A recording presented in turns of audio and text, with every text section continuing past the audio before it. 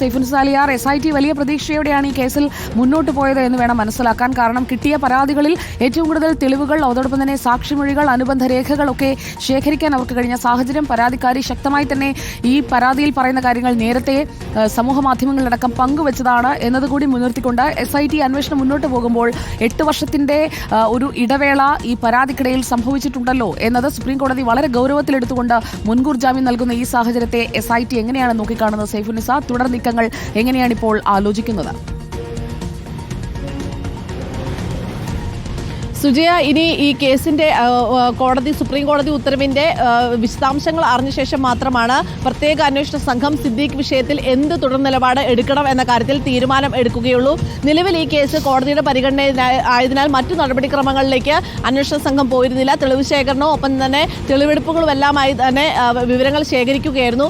ഇനിയിപ്പോൾ, അതായത് ഈ സുപ്രീം കോടതി മുൻകൂർ ജാമ്യം നൽകിയിരിക്കുന്ന സാഹചര്യത്തിൽ ഇനി മറ്റെന്ത് വഴികളാണ് ഉള്ളതെന്നുള്ളതാണ് അന്വേഷണ സംഘം ആലോചിക്കുന്നത്.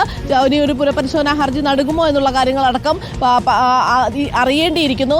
എന്തായാലും നിലവിൽ പ്രത്യേക അന്വേഷണ സംഘത്തിന് മുൻപിലുള്ളത് 8 വർഷം മുമ്പുള്ള ഈ പരാതിക്കാരുടെ ഒരു പരാതിയാണ്. ആ പരാതിയിൽ തെളിവെടുപ്പടക്കം നടത്തേണ്ട സാഹചര്യം ഉണ്ടായിരുന്നു. ആ തെളിവുകളെല്ലാം ശേഖരിച്ചു. മസ്കത്ത് ഹോട്ടലിൽ ആ ദിവസം, അതായത് ഈ പരാതിയിൽ പറയുന്ന ദിവസം സിദ്ദീഖ് എത്തിയിരുന്നുവെന്നും ഈ പരാതിക്കാരി എത്തിയിരുന്നുവെന്നും ഉള്ള തെളിവുകൾ ലഭിച്ചിരുന്നു. പക്ഷേ CCTV ദൃശ്യങ്ങൾ ഇത്ര വർഷം വൈകിയത് കൊണ്ട് അത് വീണ്ടെടുക്കാൻ ആയില്ല. എങ്കിൽ പോലും സാഹചര്യ തെളിവുകൾ സിദ്ദീഖിന് എതിരാണ്. എങ്കിൽ പോലും ഹൈക്കോടതിയിൽ നിന്നും ഒപ്പം തന്നെ സുപ്രീം കോടതിയിൽ നിന്നും ഈ സമയത്തിന്റെ ഒരു ആനുകൂല്യം വെച്ചുകൊണ്ടാണ് സിദ്ദീഖിന് മുൻകൂർ ജാമ്യം ലഭിച്ചിരിക്കുന്നത്. പക്ഷേ അത് കേസിൽ നിന്നുള്ള ഒരു ഒഴിവാകലല്ല.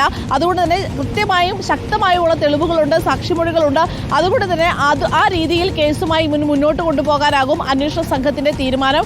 ഈ കേസിലെ വിശദാംശങ്ങൾ പൂർത്തിയാക്കി, തെളിവ് ശേഖരണം പൂർത്തിയാക്കി, വിവരങ്ങൾ ശേഖരിച്ച ശേഷം ഒരു വിശദമായ ഒരു കുറ്റപത്രം ഉടനടി നൽകാനും അന്വേഷണ സംഘം ആലോചിക്കുന്നുണ്ട് എന്ന് വേണം മനസ്സിലാക്കുവാനായി. ഈ നടിയുടെ പരാതിയിൽ പറയുന്ന, മൊഴിയിൽ പറയുന്ന കാര്യങ്ങൾ ഏറെ ഗൗരവമുള്ളതാണ്. അതിക്രൂരമായ ഒരു ബലാത്സംഗം ഉണ്ടായി എന്നാണ് ഈ പരാതിക്കാരി പരാതിയിൽ പറയുന്നത്.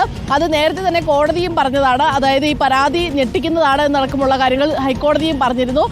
എങ്കിൽ പോലും ഈ കാലത്തിന്റെ, അതായത് 8 വർഷം മുൻപ് നടന്ന സംഭവമാണ് എന്നുള്ളത് കൊണ്ട്, 2016 നടന്ന സംഭവമാണ് എന്നുള്ളത് കൊണ്ടാണ് പരാതി നൽകാൻ വൈകുകയും ചെയ്തു എന്നൊരു കാരണവും മുൻനിർത്തിക്കൊണ്ടാണ് അന്ന് മുൻകൂർ ജാമ്യം ലഭിച്ചത്. അത് തന്നെയാണ് ഇപ്പോൾ സുപ്രീം കോടതിയിലും സിദ്ദീഖിന് അനുകൂലമായി മാറിയിരിക്കുന്നത്. എങ്കിൽ പോലും ഈ കേസിൽ മറ്റു തുടർ നടപടികൾ ഇനി വേഗത്തിലാക്കാനാണ് അന്വേഷണ സംഘം ആലോചിക്കുന്നതെന്ന് വേണം മനസ്സിലാക്കുവാനായി. കാരണം ഈ കേസുമായി ബന്ധപ്പെട്ട് സിദ്ദീഖിനെ ഒന്നാം പ്രതിയാക്കി തന്നെ കുറ്റപത്രം സമർപ്പിക്കേണ്ടതുണ്ട്.